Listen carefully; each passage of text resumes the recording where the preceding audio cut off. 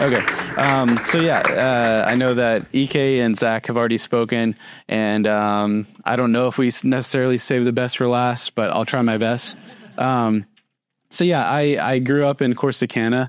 I was surprised to learn that there's someone else here from Corsicana because it's such a small city.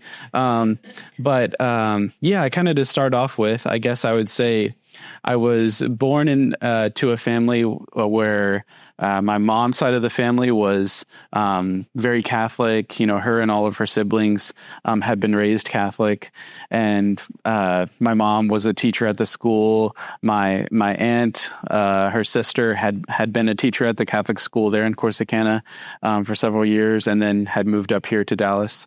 And so that side of my family was very Catholic, very much active, but kind of still going through the motions, not necessarily, really fully alive in their faith. And then for my dad's side of the family, he became Catholic before my parents got married. And so, his journey into the Catholic faith was very much kind of happening at the same time as I was growing up. So he was still, kind of learning what it meant to be Catholic and still kind of learning what it meant to really fully give his life to Christ. There's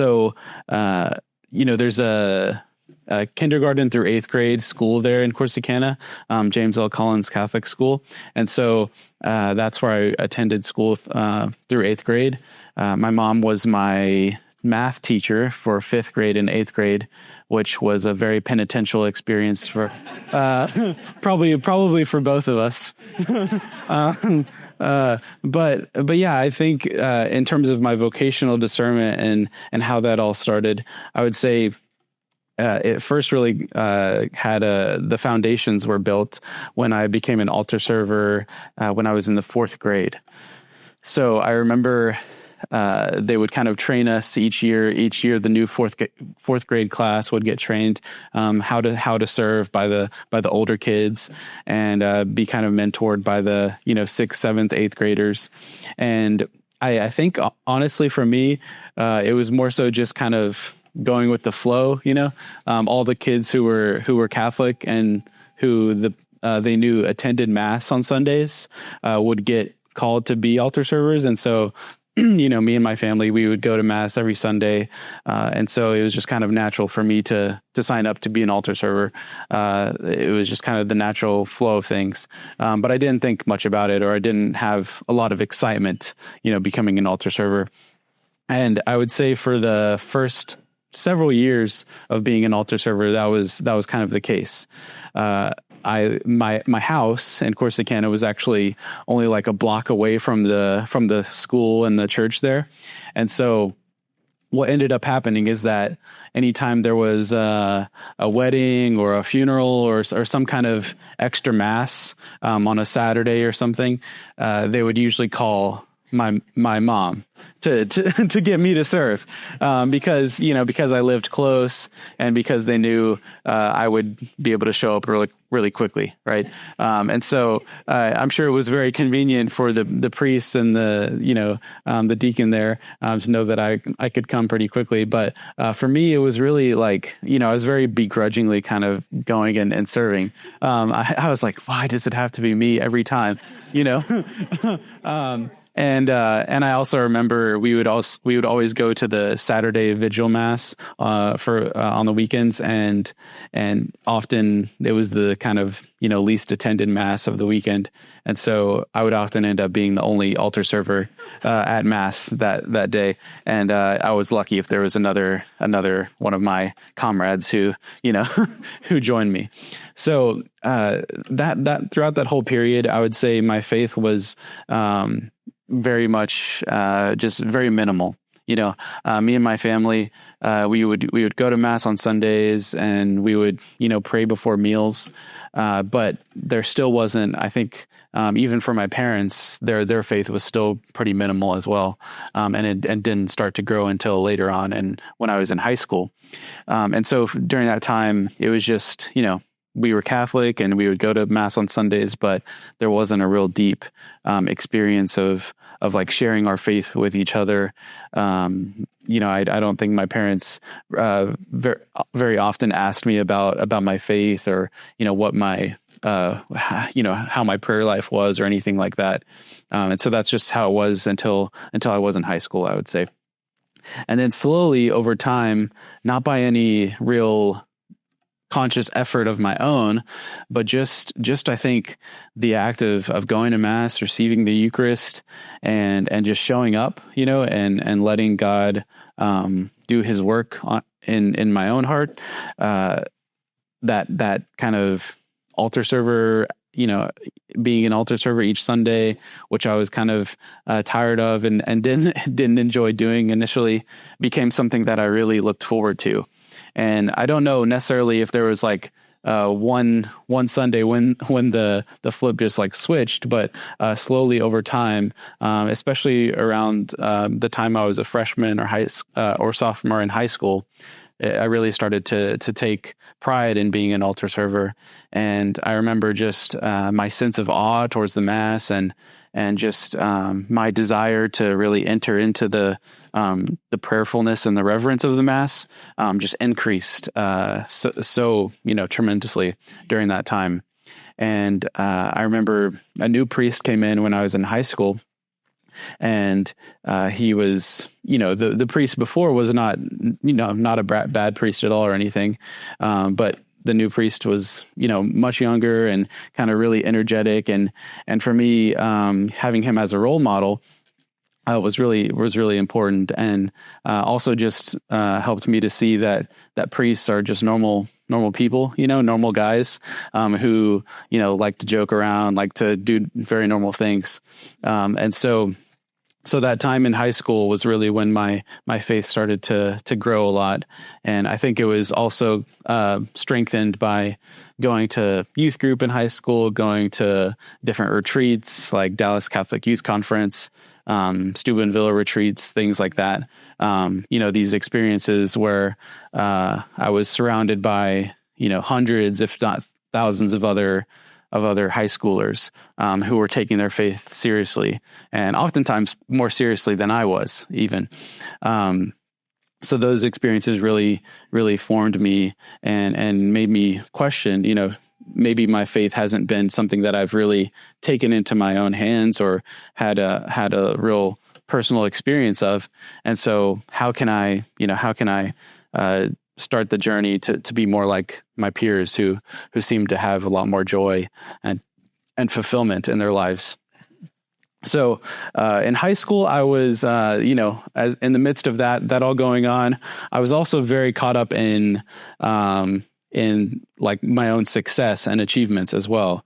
So those two things were kind of in tension and fighting with each other. I feel like I was very studious, very, very serious about my classes, and then also very, very much involved with tennis. So I played on the tennis team in high school, and I took it really seriously. I would go to tournaments every month or every 2 weeks across the state, in San Antonio, Dallas, Abilene, all over the place.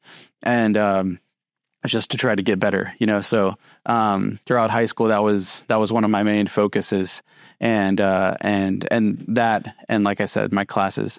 So when I was, when it came time to graduate high school, and I was thinking about what to do next, my main focus was, what can I do in college that will make the most money? As many people probably feel that desire for, and so it was, my mindset was mostly about worldly success, and not really. I definitely wouldn't have ever considered like what is God's will in my life. That question wasn't even remotely on my mind at that point. It was mostly, like I said, just what can I do to achieve the most success in my own life.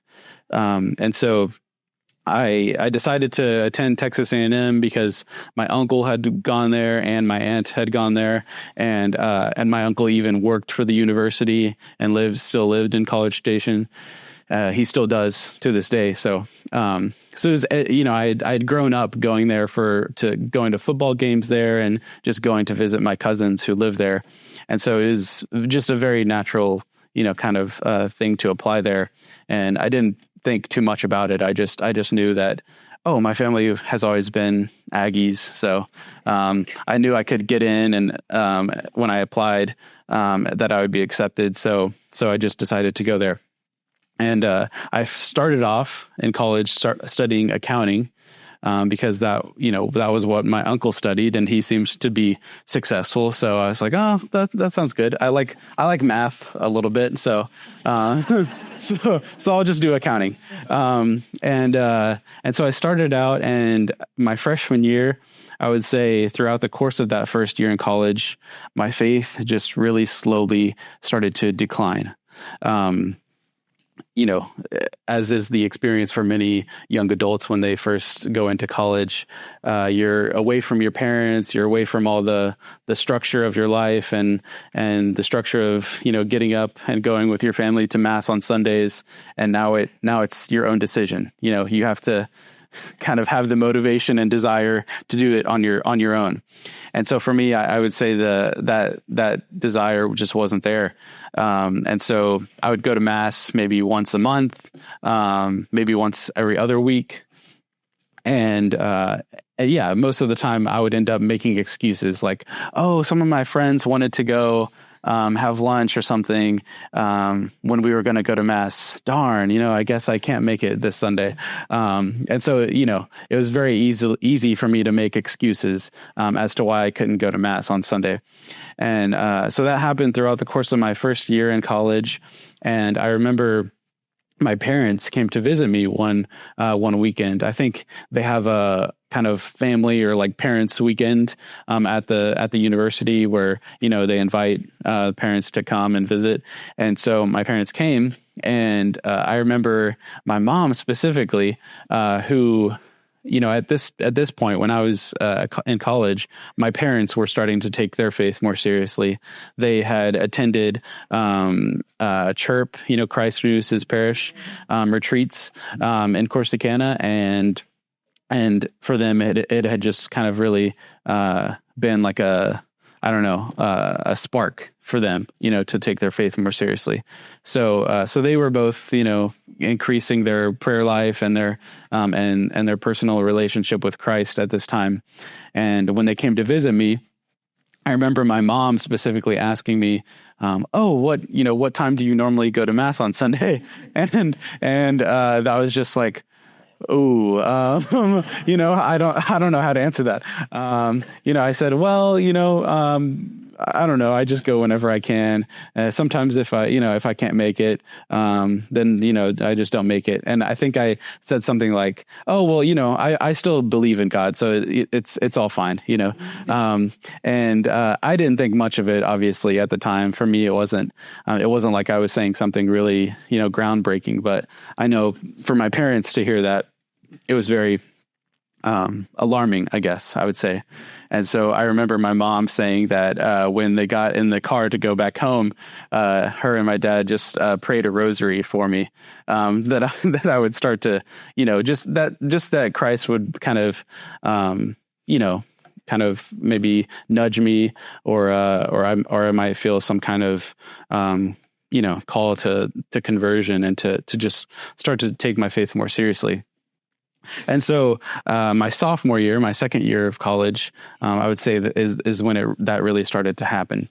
I was still playing tennis, and I was not good enough to make it to their scholarship actual D1 team. That would have been crazy, but they had a club team that of maybe 50 or 60 people who had played tennis in high school and still wanted to play, but more casually. And so I joined the club team, and we would have practices every week, and it was just a good way to kind of get my energy out and also to make some friends, some good friends. So I was doing that my first year and second year.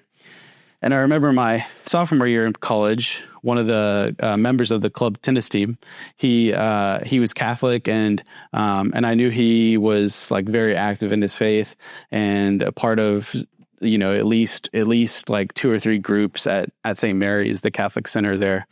And I remember he had this idea to start a Bible study just with people in the tennis club.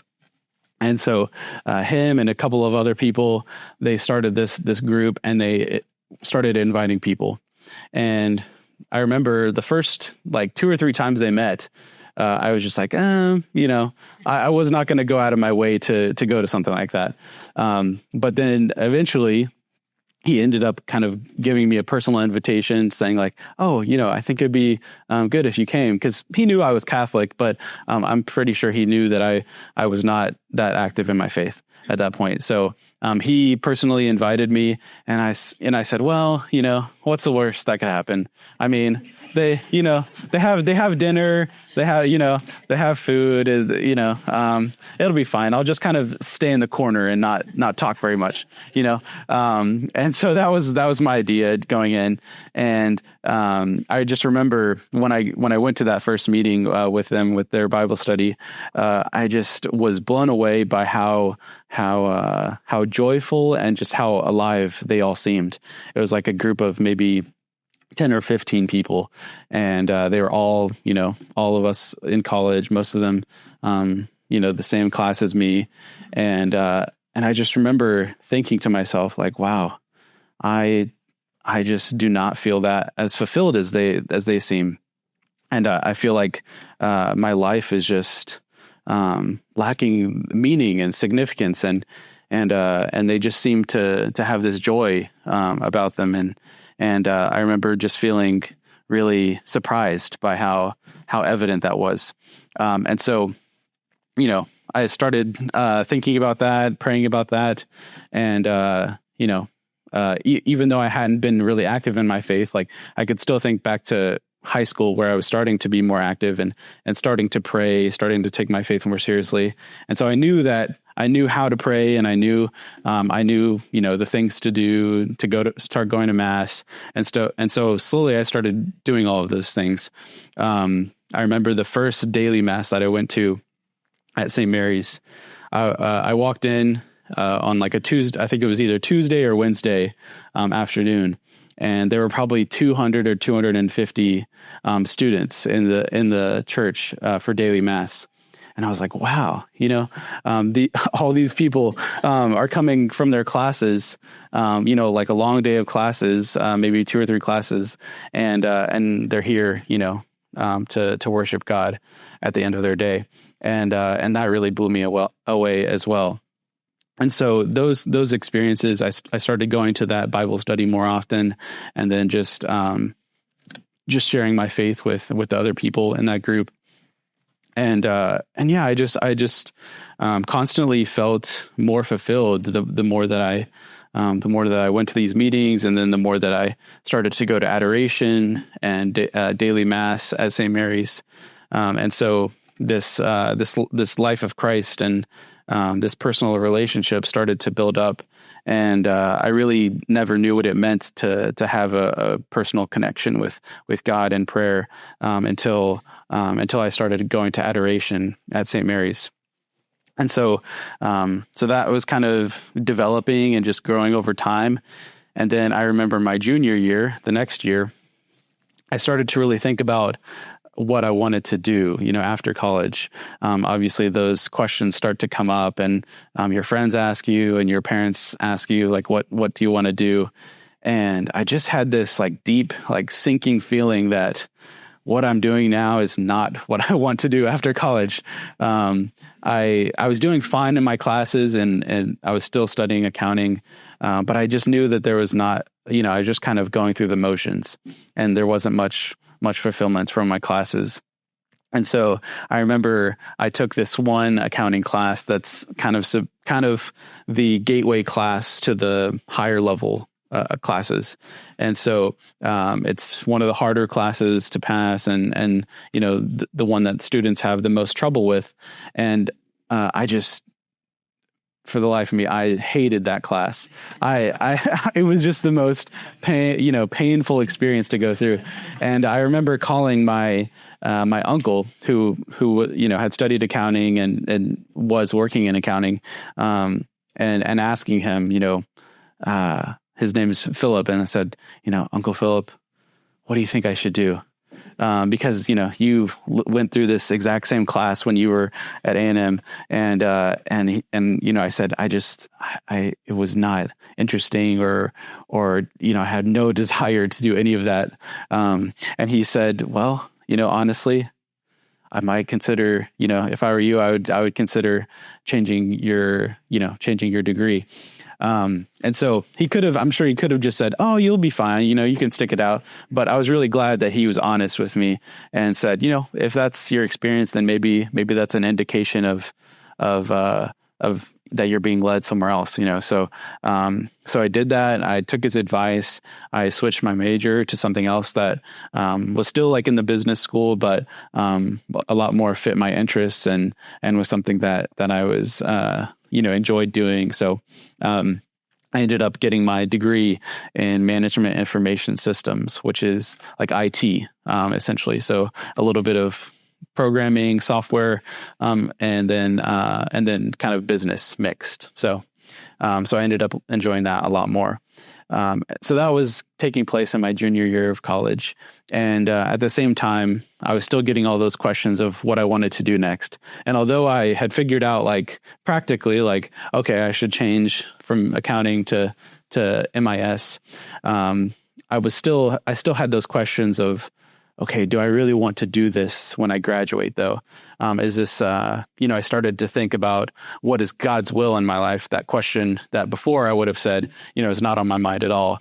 And that question started to be one that led my my motivations and my decisions. So, I remember between my junior year and senior year of college, at this point, my parents had moved from Corsicana to Richardson. And so they were going to St. Joseph's in Richardson. And the pastor there invited me to join him and 30 or 40 other people in the parish on this pilgrimage to Poland that summer. And so I didn't know it at the time, but really this trip to Poland and being there with other people and a few other young people as well who ended up going on that trip was probably like one of the, kind of highlight moments of me being able to say yes to God and to enter the seminary. So it was this 2-week trip, and we got to visit, several, beautiful and historic places. Krakow, we went to Auschwitz as well, which is a deeply meaningful experience. And then also the birthplace of John Paul II, his childhood home and everything. And so just, throughout that whole 2 weeks of being there in Poland, I was just praying, so often to for God to help me to hear his voice more clearly. And I had an inclination of being drawn to the priesthood at that time, just because the more and more that I was involved in the church and going to adoration, going to mass, I was just reminded of that time that in high school of being so drawn to altar serving and participating in the mass in that way. And just remembering the great role model that those priests were early in my life. And so I had just a mustard seed kind of, right, of desire for the priesthood.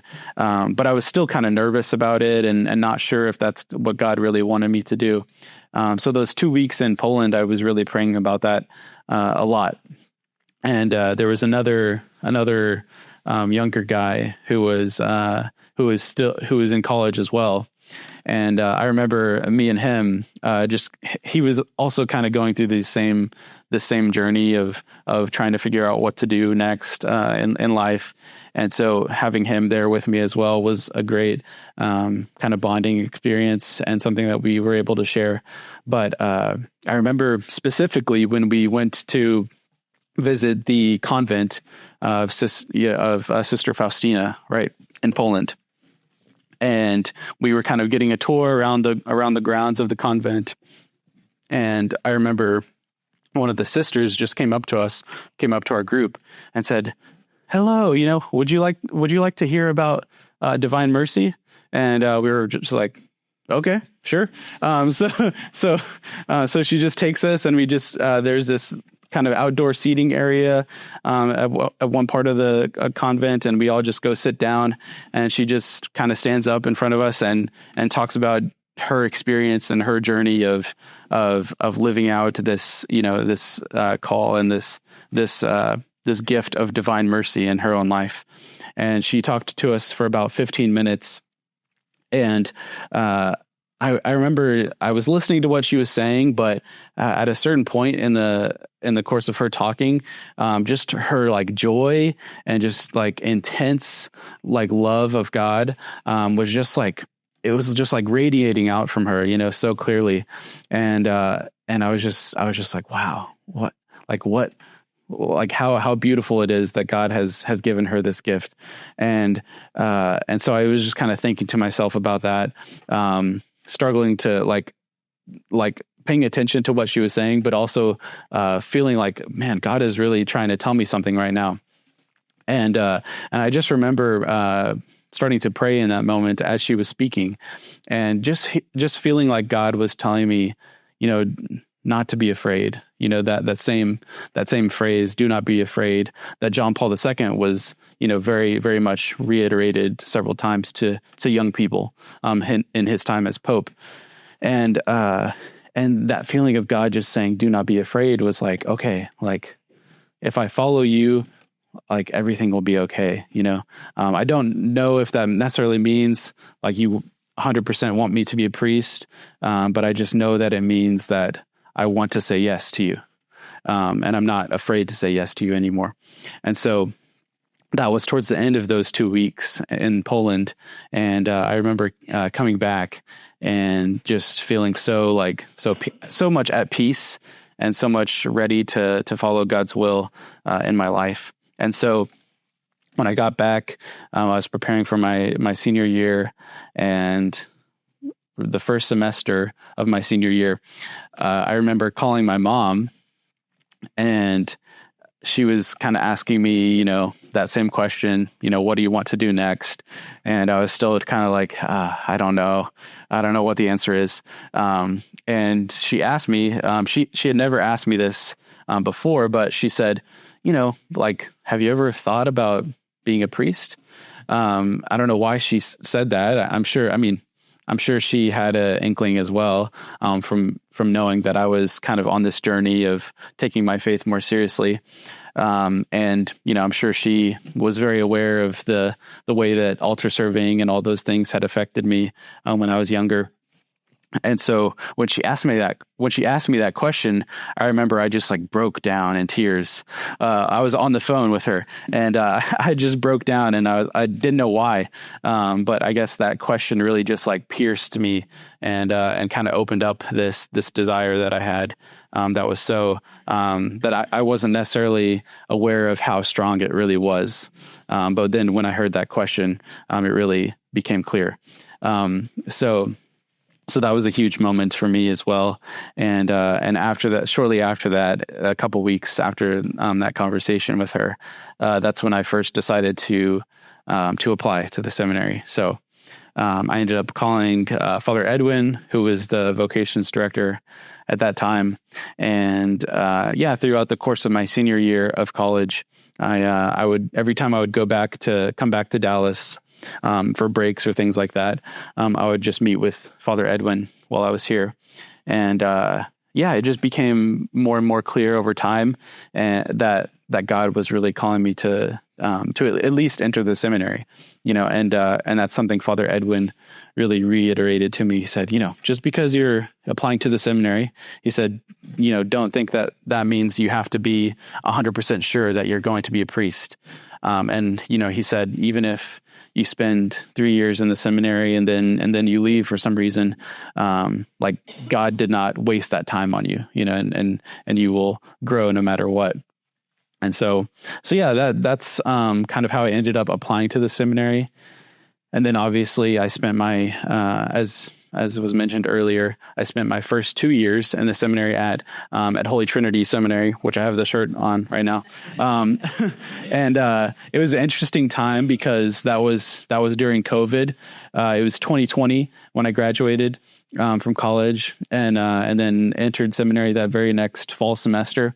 And so when I first entered that first year of seminary, our classes were all at the seminary. The teachers from UD would come down to the seminary and teach us there. And so I would say I didn't get to experience the full effect of UD my first year. I got a little bit more of it my second year. But it was also a good time for us at the seminary because, as the world was in lockdown, so were we. And so we were only allowed to leave on the weekends to get groceries or things like that. And it was kind of, a time and a year that could have been really, really kind of depressing, or just like that was kind of a wasted year. I think it became a real time for us to get to know each other better as brother seminarians. And so I remember, especially guys who had been at Holy Trinity for several years already, like maybe it was their last year when I first got there, all commented on how the house was very close that year because we were all kind of locked in with each other. And so we were forced to either, fight and then make up, or just share our experiences with each other and grow a lot closer. So that was my first 2 years at HTS, and then after graduating and finishing philosophy there, I started at Notre Dame in New Orleans. So I've had 2 years there these past 2 years, and then started my pastoral year this year at Holy Family. So it's been, a really, really great journey. And I feel like the more time that I spend in seminary, just the more that I come to know and love the people of God, but also just the church and her teaching as well. And God has always continued to give me great peace in my vocational discernment. So yes, I think that's it. Great.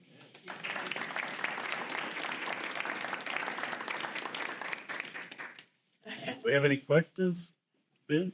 Yeah, any questions? Yes. Did your friend that you met on the trip to Poland that was also talking about being a priest, do you know whether he's a priest? Yeah, he was, he wasn't as much necessarily thinking about becoming a priest, but more so just generally like what to do. So he was actually the nephew of the priest who was leading the trip. So he's doing good. He ended up transferring to a different school, kind of feeling called to go somewhere else, and so he's still doing well. I talk to him every now and then, but he's doing good. Who was the priest that was leading the trip? Yeah, his Father Jason Karyov. Yeah. Be here. Yes. Yeah. So.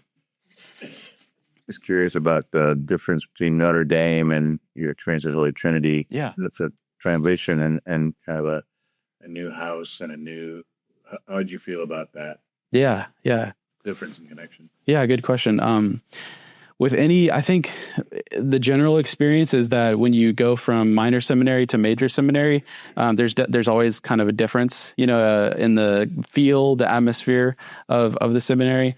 And so I would say Holy Trinity, the average age is probably like 21 or 22, right? Mostly guys who are either coming out of high school or just graduated college recently. And so that lends itself to, a different experience than at Notre Dame, where guys have, been in seminary several years, or there's a lot more guys who have like later vocations in life, so the average age is probably, early 30s or something, or late 20s at least, I would say. So just that fact, means the atmosphere is going to be very different. In minor seminary, I feel like the formators, the priests who are in charge of helping you grow and everything, take a much more hands-on experience. So they're much more kind of like checking in on you very, very often and making sure you're taking care of your classes, your prayer life, and all of those things. And they're going to kind of really challenge you to grow, right?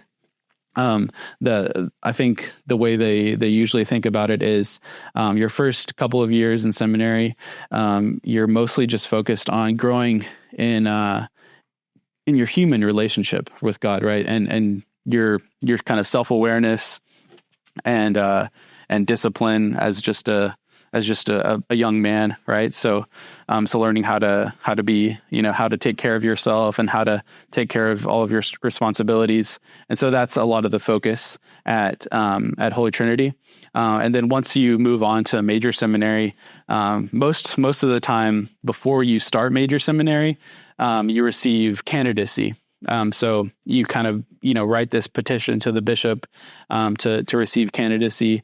And it's just kind of this time to declare that you really are invested in your seminary formation. And so you've had, 2 or 4 years at least to kind of grow and discern.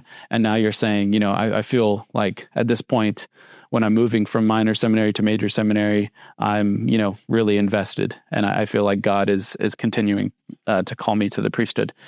So because of that, the formators, they're a little bit more hands off and a little bit more so like, okay, I trust you to take care of your things. And, you can come to me if you have issues, but I'm not going to necessarily watch over you as closely. So it's just a different feel, between the two. And of course, being in Louisiana versus here in Dallas is obviously a big difference as well. The culture is different. The food and things like that are different.